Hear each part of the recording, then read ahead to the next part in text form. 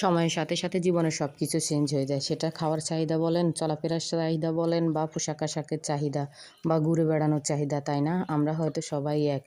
বয়স বাড়ার সাথে সাথে মনে হয় যেন দায়িত্বগুলো বাড়তে থাকে। শখ আহ্লাদ, ইচ্ছা অনিচ্ছা কমতেই থাকে, তাই না? যাই হোক, আসসালামু আলাইকুম। কেমন আছেন সবাই? আশা করি সবাই আল্লাহ তাআলার রহমতে ভালো আছেন।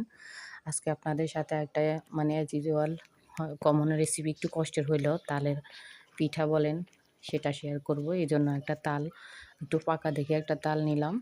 আর সেটাকে হাসব্যান্ডকে দিয়ে অবশ্য তাই নিয়েছি। কারণ আমি হাতের জন্য পারি না, আমার অনেক কষ্ট হয়। এজন্য ওনাকে বলছি, তো উনি এটা দেখলাম যে এটা করে দিল।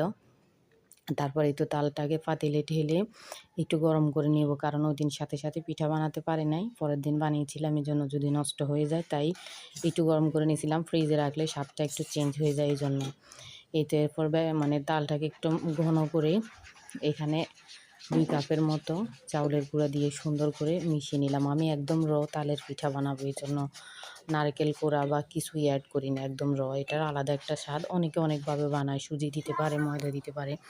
আমি কিছুই দিই নাই, একদম চিনি আর চাউলের গুঁড়া আর তালের রস, একদম যেটাতে একদম তালের অরিজিনাল ফ্লেভারটা যেন থাকে, সেজন্যই তো ডোটা রেডি করে নিলাম অনেকক্ষণ সুন্দর করে। অনেকটা টাইম লাগছে, যত সহজে দেখিয়ে ফেলতেছি, আসলে এতটা না। ধরেন সুন্দর সুন্দর কড়াই থেকে, ওই যে পোড়া কড়াইটা দেখতেছেন, এটা আজকে প্রায় 10 বছরের মতো ব্যবহার করি।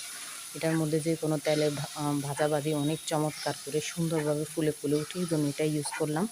তেলটা আমি অবশ্যই এখানে সরিষার তেলে ফ্রাই করছি, আপনারা সয়াবিন তেলও করতে পারেন। সরিষার তেলটা প্রচুর পরিমাণে গরম করে নিয়েছিলাম। গরম করার পর একটু একটু করে চামিচ দিয়ে দিয়েছিলাম। অনেকে হয়তো বা হাত দিয়ে দেয়, আমি অত এক্সপার্ট না। যেভাবে পারি সেভাবে কিছুটা সময় নিয়ে অপেক্ষা করে এপিঠ ওপিঠ ভালোভাবে ভেজে নিয়ে তুলে নিয়েছিলাম। এই তো সিম্পলভাবে। আসলে দেখেন, মা যেভাবে বানিয়ে দিত, এখন তো আর সেভাবে বানাতে পারি না। নিজে যতটুকু পারি বাচ্চা সামলিয়ে, সংসার সামলিয়ে করার, অতটুকুই। যারা কষ্ট করে ভিডিওটা দেখলেন তাদের জন্য অনেক দোয়া রইল। আর প্লিজ কমেন্টে জানাবেন ভালো লাগছে কিনা। ধন্যবাদ সবাইকে।